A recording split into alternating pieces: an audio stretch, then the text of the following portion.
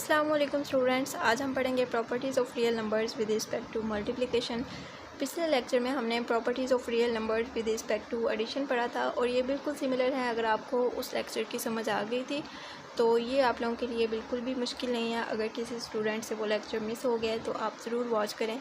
सबसे फर्स्ट है हमारे पास closure property. Closure property with respect to multiplication क्या होती है? अगर हमारे पास टू रियल नंबर्स हैं, उन टू रियल नंबर्स का प्रोडक्ट भी रियल नंबर ही होगा। फॉर एग्ज़ाम्पल हमारे पास 2 और 3, ये टू हमारे पास रियल नंबर्स हैं। इन टू रियल नंबर्स को अगर हम मल्टीप्लाई करते हैं, इनका प्रोडक्ट फाइंड करते हैं, तो इनका प्रोडक्ट भी एक रियल नंबर ही होगा।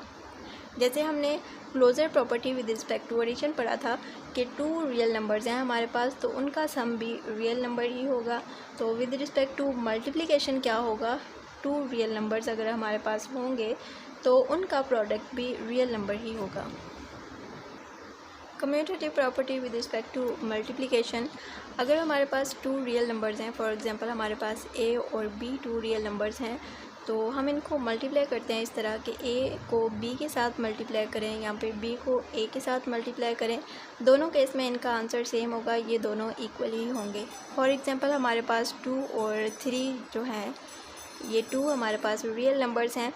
अगर इनको हम मल्टीप्लाई करें, 2 को 3 के साथ मल्टीप्लाई करें या फिर 3 को 2 के साथ मल्टीप्लाई करें, तो ये दोनों इक्वल ही होंगे। इन दोनों का आंसर बिल्कुल सेम आएगा।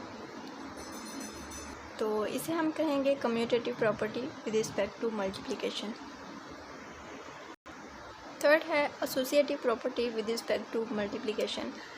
Associative property with respect to multiplication क्या होती है? एसोसिएटिव प्रॉपर्टी 3 रियल नंबर्स के लिए होती है। तो 3 रियल नंबर्स को अगर हम इस तरह से मल्टीप्लाई करें कि a को b के साथ मल्टीप्लाई करके फिर बाद में c को साथ मल्टीप्लाई करें, तो यहाँ पे b और c को मल्टीप्लाई करके a को बाद में उनके साथ मल्टीप्लाई करें, तो दोनों केस में इनका आंसर सेम आएगा, ये दोनों इक्वल ही होंगे। फॉर एग्ज़ाम्पल हमारे पास कोई से भी 3 रियल नंबर्स हैं, 1, 2 और 3, ये 3 हमारे पास रियल नंबर्स हैं।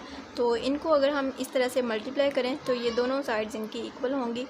जैसे अगर हम 1 और 2 को मल्टीप्लाई करके उसके बाद उसमें 3 मल्टीप्लाई करें, या फिर 1 को बाद में मल्टीप्लाई करें और 2 और 3 को पहले मल्टीप्लाई कर लें, तो दोनों केस में ये इक्वल होंगे। जैसे इधर हम मल्टीप्लाई करेंगे तो 2 मल्टीप्लाइड बाय 3 आ जाएगा और यहाँ पे आएगा 1 मल्टीप्लाइड बाय 6, यहाँ भी 6 आ जाएगा, यहाँ भी 6 आ जाएगा। तो ये दोनों इक्वल ही होंगे। इसे हम कहते हैं associative property with respect to multiplication. Multiplicative identity. Multiplicative identity क्या होती है? कोई ऐसा रियल नंबर जिसको हम किसी भी नंबर के साथ मल्टीप्लाई करें तो उससे उसकी मल्टीप्लिकेशन से उस नंबर पे कोई फ़र्क ना पड़े।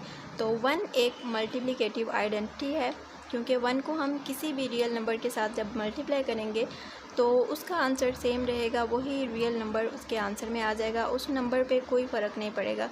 फॉर एग्ज़ाम्पल a हमारे पास कोई भी रियल नंबर है, a को हम 1 के साथ मल्टीप्लाई करें या फिर 1 को a के साथ मल्टीप्लाई कर लें, तो उसके आंसर में a ही आएगा, उस रियल नंबर पे कोई फ़र्क नहीं पड़ेगा। फॉर एग्ज़ाम्पल हमारे पास 3 कोई भी एक रियल नंबर है, तो 3 के साथ अगर हम 1 को मल्टीप्लाई करेंगे तो 3 पे कोई फ़र्क नहीं पड़ेगा, 3 ही उसके आंसर में आ जाएगा। यहाँ पे हम 1 को 3 के साथ मल्टीप्लाई कर लें तो भी 3 आंसर आएगा।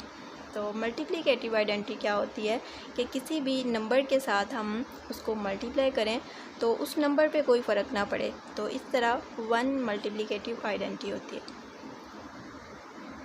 जिस तरह हमने एडिटिव आइडेंटिटी पढ़ी थी, एडिटिव आइडेंटिटी 0 होती है। 0 को हम किसी भी नंबर में ऐड करें तो उस नंबर पे कोई फ़र्क नहीं पड़ता। तो इसी तरह मल्टीप्लिकेटिव आइडेंटिटी 1 होती है। 1 को हम किसी भी नंबर के साथ मल्टीप्लाई करें तो उस नंबर पे कोई फ़र्क नहीं पड़ेगा। मल्टीप्लिकेटिव इन्वर्स क्या होता है?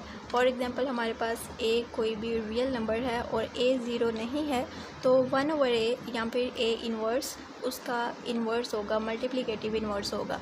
a इन्वर्स इसलिए लिखा हुआ है कि 1/a जैसे ए जिसके ऊपर कोई भी पावर नहीं है, इसका मतलब है इसके ऊपर 1 पावर है, और जब हम इसको इस तरह ऊपर लेके आते हैं, 1 को ख़त्म कर देते हैं, यहाँ पे इसको ऊपर ले आते हैं, तो ये इसकी जो पावर है ये माइनस हो जाती है, यहाँ पे a इन्वर्स बन जाएगा।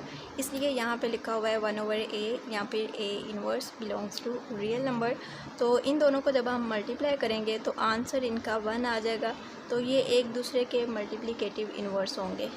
2 नंबर्स एक दूसरे के मल्टीप्लिकेटिव इन्वर्स होते हैं। अगर हम उन दोनों को मल्टीप्लाई करें तो उनका आंसर 1 आ जाए। फॉर एग्ज़ाम्पल हमारे पास 3 कोई रियल नंबर है, तो 3 का जो मल्टीप्लिकेटिव इन्वर्स होगा वो 1/3 होगा, क्योंकि 1/3 के साथ जब हम 3 को मल्टीप्लाई करेंगे, 3 को जब हम 1/3 के साथ मल्टीप्लाई करेंगे तो इसका आंसर 1 होगा। तो ये 3 और 1/3 एक दूसरे का मल्टीप्लिकेटिव इन्वर्स होंगे। कोई भी 2 रियल नंबर्स एक दूसरे का मल्टीप्लिकेटिव इन्वर्स तब होते हैं जब हम उनको मल्टीप्लाई करें और उनका आंसर 1 आ जाए। तो properties of real numbers with respect to multiplication complete हो चुकी हैं। तो कल इंशाल्लाह हम एक्सरसाइज 1.2 से इनसे रिलेटेड जो क्वेश्चन है वो सॉल्व करेंगे। तो आज का लेक्चर हमारा यहीं तक होगा। नेक्स्ट लेक्चर तक के लिए अल्लाह हाफिज़।